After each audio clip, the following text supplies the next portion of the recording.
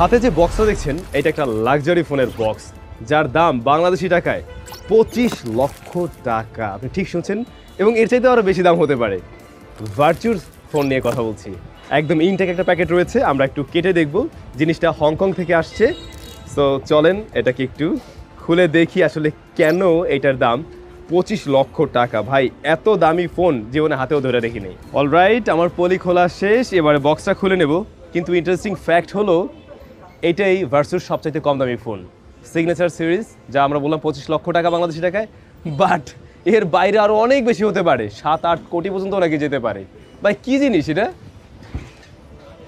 Wow, automatic এই পাশটা খুলে গেল এবং উপরে আমি এখানে ভার্চুর হচ্ছে আর দেখতে পাচ্ছি আর কি, ওদের ব্র্যান্ডিং রয়েছে। ফার্স্টে একটা বক্স, এরপরে এইখানে আরেকটা বক্স। এইটার কাছে একটু পরে আসি। হ্যাঁ, আমরা ফার্স্টে হচ্ছে এটাকে একটু খুলে দেখব। ম্যাগনেটিক, ইয়াস ম্যাগনেটিক।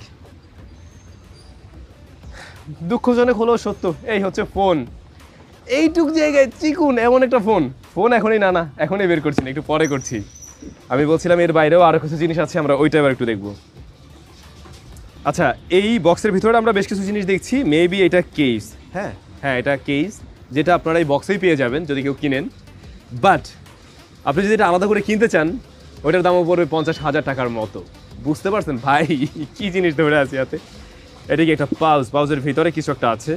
ব্যাটারি, নোকিয়া 1100-তে আমরা যে ব্যাটারিটা দেখেছি ওই জিনিসটাই রয়েছে। নোকিয়ার ব্যাটারি দেখে নিশ্চয়ই অনেকে একটু অবাক হচ্ছেন।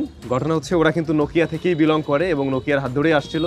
ব্রিটিশ কোম্পানি, যদিও নোকিয়ার সাথে এখন নেই।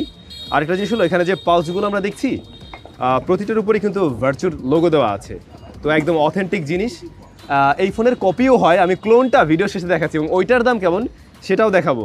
কার চার্জারও দিয়ে দিচ্ছে একটা, আপনি এই ফোনটাকে গাড়িতে চার্জ করতে পারবেন এবং এটাও ভার্চুর নিজস্ব। কেবল, দেন আরও একটা কেবল, আর লাস্টলি এটা কি চার্জার। এখানে একটা চার্জার রয়েছে, রেগুলার চার্জারের মতোই, বাট ভার্চুর এখানে লোগো দেওয়া আছে। এবারে আমরা হচ্ছে আসল জিনিসটার কাছে আবার একটু ফিরে যেতে চাই। কিভাবে বের করছিলাম আমি?